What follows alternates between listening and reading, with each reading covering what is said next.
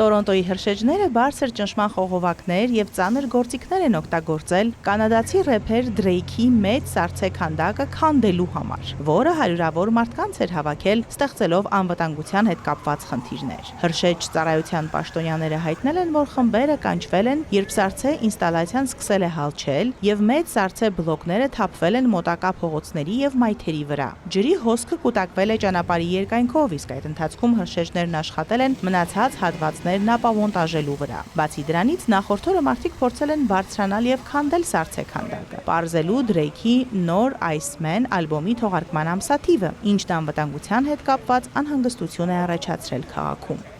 Մենք այստեղ եկանք շատ վաղ առավոտյան, քանի որ դրա մասին հայտարարություն տեսանք սոցիալական ցանցերում։ Ուզում էինք այստեղ հասնել բոլորից առաջ, իրականում բավականին հետաքրքիր էր։ Մի լավ լուսանկարվեցինք, տեսանյութեր էլ արեցինք։ Ինձ թվում է այս քանդակն ամբողջ քաղաքի մարդկանց միավորեց։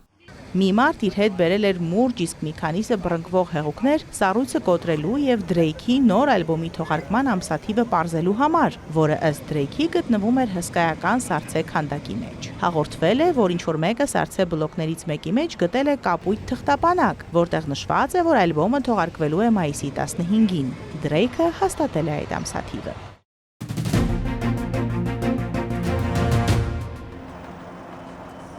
Ծաղիկների պաշտպաններ անունով հայտնի թիմի անդամ կամավորը Ռուզվելտ կղզում է։ Ավելի քան 100 բալենիներն ամբողջությամբ ծաղկել են, գրավելով Նյու Յորքի ամենահայտնի գարնանային ավանդույթներից մեկը նշելուն սպասող անհամբեր մարդկանց։ Ռուզվելտ կղզին գտնվում է Մանհեթենից մի փոքր արևելք։ Միշտ չէ, որ գիտակցում ենք, թե որքան նուրբ են այս ծառերը։ Մենք ուզում ենք, որ մարդիկ կարողանան ամեն տարի վայելել դրանք։ Մեծ մասամբ, ինչ ես տեսել եմ, մարդիկ գալիս են մեծաթիվ լուսանկարներ, տեսանյութեր են անում եւ պիկնիկներ են կազմակերպում, եւ մենք հույս ունենք, որ դա կշարունակվի։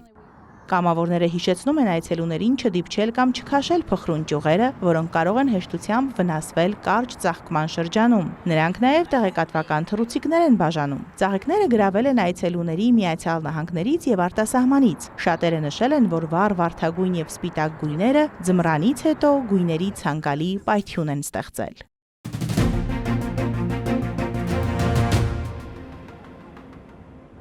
Շուտով Նյու Յորքում կբարձրանա նոր վիթխարի Բուդա, քանի որ High Line-ի զբոսայգում կբացվի արվեստագետ Թուան Էնդրյու Նգուենի տիեզերքի միջով շողացող լույսը կոչվող քանդակը։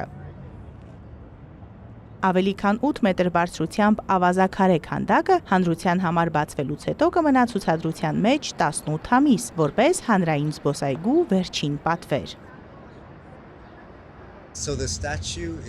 Այսպիսով այս արձանը հիմնված եւ ոգեշնչված է իրական արձանից։ Այն բավական երկար ժամանակ կանգնած է եղել Աֆղանստանում, կառուցվել է մեր թվարկությունից առաջ 6-րդ դարում եւ կանգուն է մնացել 1500 կամ ավելի տարի մինչեւ 2001 թվականին ոչնչացվել է։ Արձանի հեղինակի խոսքով ավազաքարը, որից պատրաստված է քանդակը, ձեռք է բերել Վիետնամից, իսկ ձեռքերը պատրաստված են պղնձից, որը ձեռք են բերել Աֆղանստանից, հին հրետանային արկերից։ Այս աշխատանքը հարգանքի տուրք է Աֆղանստանում գտնվող 6-րդ դարի բամիանյան բուդդաների հսկայական արձաններին, որոնք 35-ից 53 մետր բարձրություն ունեին։ Դրանք փորագրված էին Բամիան հովտի ավազաքարե ժայռերի մեջ, 2001 թվականին ոչնչացվել են թալիբների կողմից։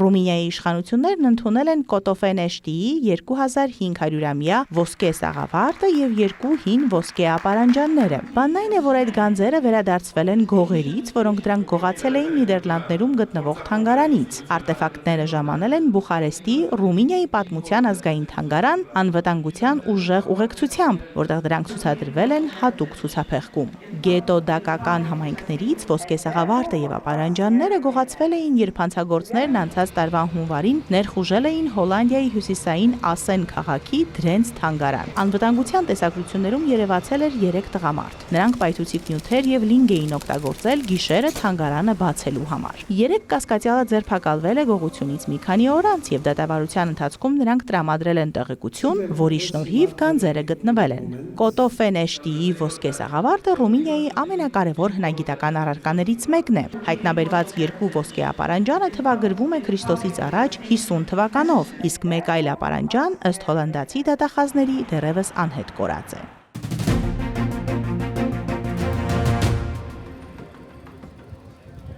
Սա մի իրադարձություն է, որը Մեծ Բրիտանիայի մայրաքաղաքը տարել է գրեթե 2 դար հետ։ Մոտ 1000 հեծանվորդ զբոսնել է Լոնդոնում թվիդե գործվածքով կարված հագուստներով։ Եղել են նույնիսկ այնպիսիք, որոնք վարել են հեծանիվներ, որոնք հայտնի էին 19-րդ դարի վերջին։ Tweed Run 2026 կոչվող միջոցառման մասնակիցները կրել են կոպիտ բրդյա գործվածքով կարված հագուստ, որն ավանդաբար կապված է Մեծ Բրիտանիայի եւ Իռլանդիայի հետ։ Այն հայտնի էր 19-րդ դարի վերջին եւ 20-րդ դարի սկզբին մոտավորապես նույն ժամանակ, երբ Penny Farthings-ը գերիշխում էր հեծանվավազքում։ Անվանակոչվելով երկու բրիտանական մետաղադրամների անունով, Penny Farthing-ն ունի հսկայական արջևի եւ փոքրիկ հետևի անիվներ։ Սա կոչվում է թվիդային վազք եւ ամբողջ գաղափարն այն է, որ մենք սիրում ենք թվիդային հագուստ, բայց առավել կարևորն այն է, որ մենք սիրում ենք հեծանիվներ եւ այդ հագուստի ու հեծանվի համադրությունը։ Մենք մեզ անհարմարություն ենք պատճառում։ Այդ հաստ գործվածքով հագուստ կրելն ու հեծանիվ վարելը հեշտ չէ։ Բացի դրանից երթևեկությունը կանգնեցնում ենք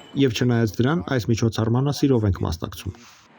Անցորդները հիացմունքով են հետևել հեծանվորդներին, որոնք անցել են 24 կիլոմետր երթուղով, բավականին խիտ երթևեկության միջով։ Կազմակերպիչները նշել են, որ այս արշավը տարիների ընթացքում մեծ ժողովրդականություն է ձեռք բերել, որին միջինը մասնակցում է ավելի քան 900 հեծանվորդ։ Մարոտ Հարվերդյան, Այլ լուրեր։